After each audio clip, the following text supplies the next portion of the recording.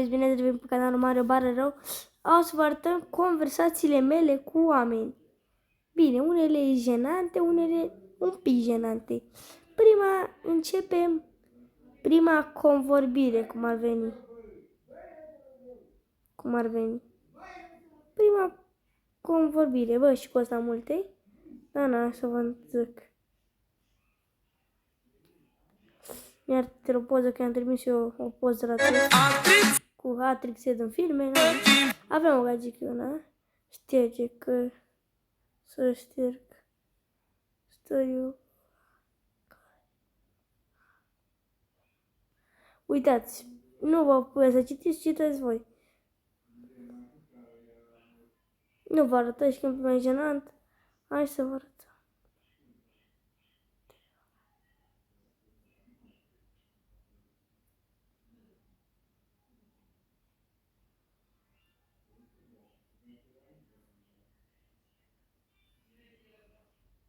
Nas.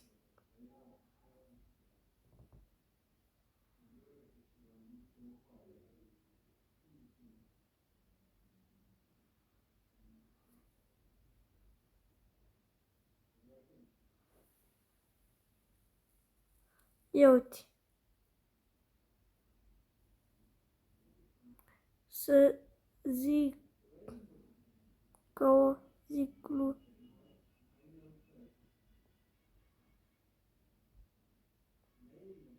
Ce faci, mă? Bine. Facem turul cu... Ba, mă, nu vă zic. Aici o să pună vărme brurale, că... O să pună brurale, pentru că n-a ieșit încă videoclipul. Sau nu, o să iasă după clip.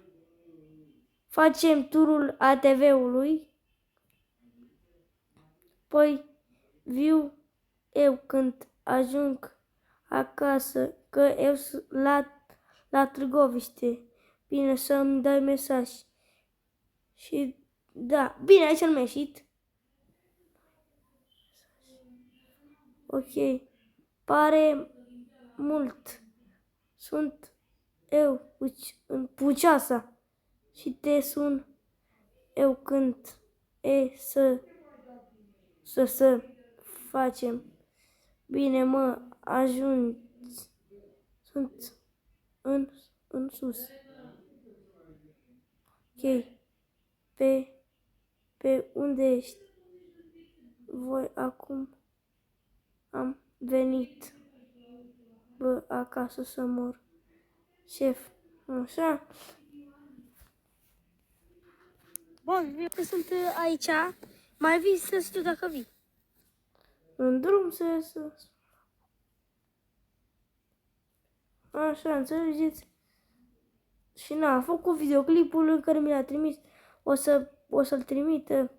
Aici nu vă arăt că e prostie, Să vă arătăm, mama, aici e de vorbit de temori. E cu verișoara mea, Nu vă gândiți, nebunilor, la altceva. Nebunașilor.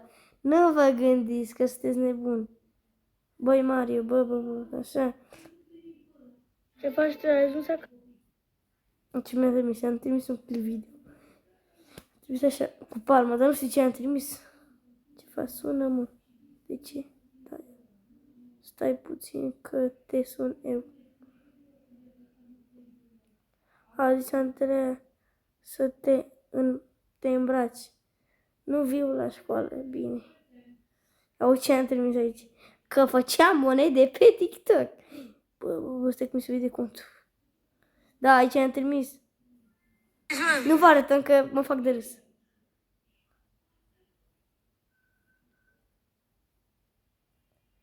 Ai, da. Poza cu fata aia care ai zis tu? Rodeare și noi poza cu fata aia. Bă, nu. Lasă-mă.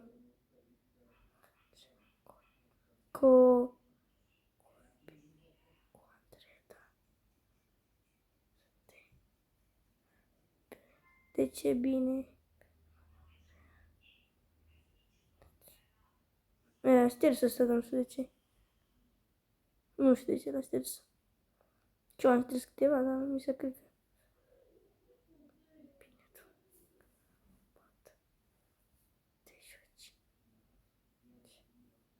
Ce vrei tu? Da, și pe ce nu mănânci cam?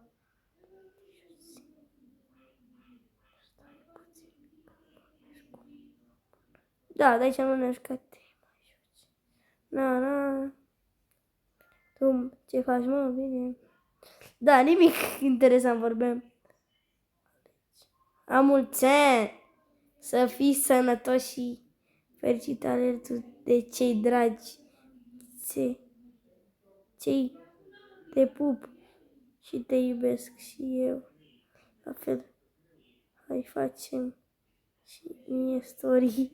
Da, zi tu, vii la ziua mea? Na, aici din greșeală am dat.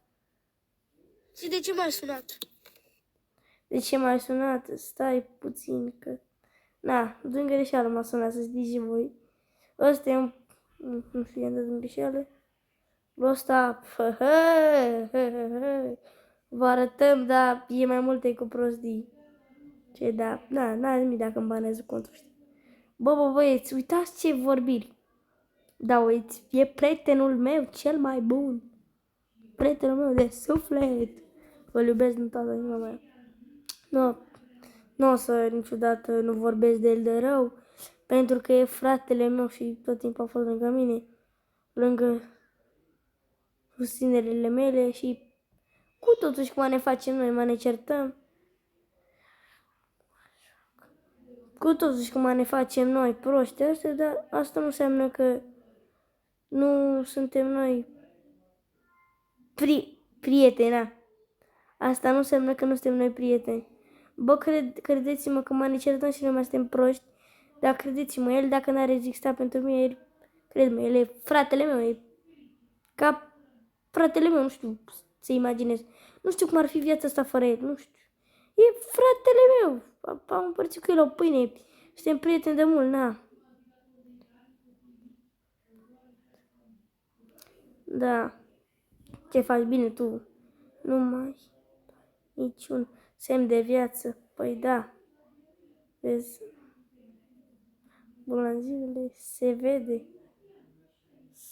Ce să văd, vezi că nu mai sunt și pe mine. Ai uitat când stai cu mine.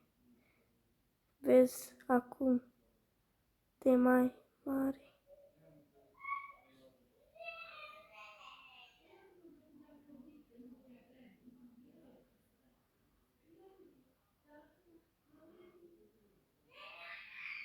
Dacă vreți, puneți voi stop o pauză dacă vreți să vedeți. Bă, intră pe YouTube că am făcut un videoclip șmecher. Da, ce prost sunt. Caută Mario Barăru.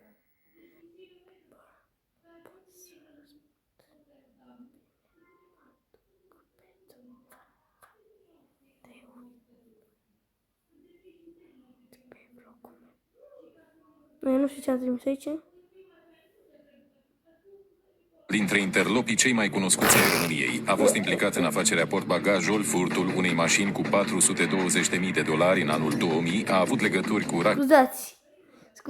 Scuzați videoclipul ăsta, dar... Ce? Angiu, ești vărule, vezi? Am plictisit eu și stau și pe TikTok. De fapt, ești Bulangiu, nu te vorbești cu prietenul tău. Hai, băi.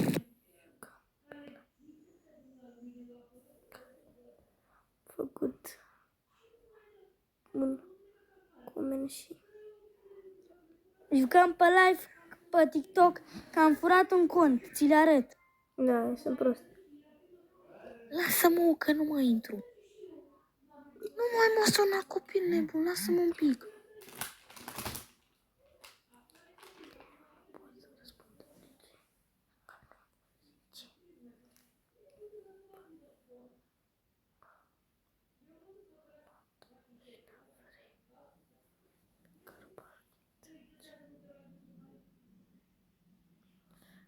Bă, ai la...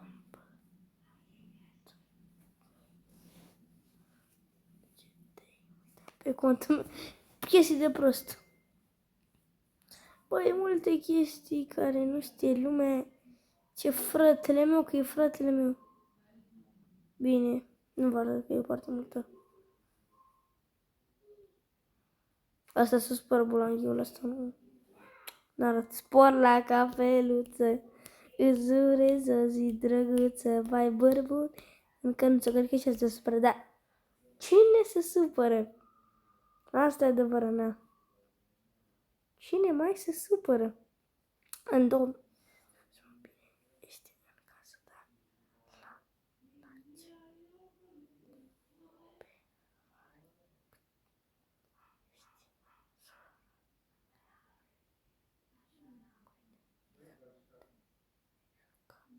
Se poate. Mai vino în drum tu. Dacă ieși, îți dau mesaj.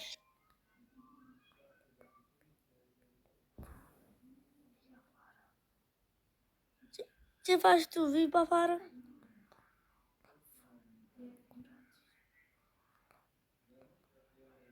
Pe unde ești tu acum?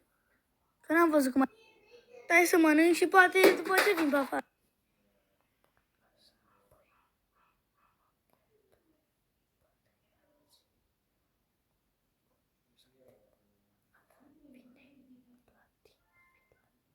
E un câine în curte tu ca să nu știu dacă mă mușcă. Da, sunt prost, sunt fric. Nu știu dacă e... Înainte să zic, sunt foarte fricos de câini. Asta recunosc, bă, sunt un laș. L-am lăsat și pe cel mai bun prieten al meu, l-am lăsat singur cu câini. Dacă mă credeți. Nu vă zic mai departe că se spără și la meu de... Hai bine, hai că vă zic. Cu tot și că o să văd un bolovan în față, dar hai că vă zic. Eram să dăm petarde, cred că nu știu când era chestia. Dăm petarde pe gârlă. Și bă, să mor într-o dată, vedeam că vine un câine spre noi.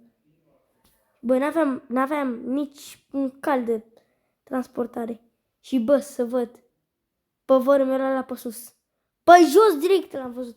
Bă, și când am văzut eu, mai prost ce sunt, n-am stat de gândit.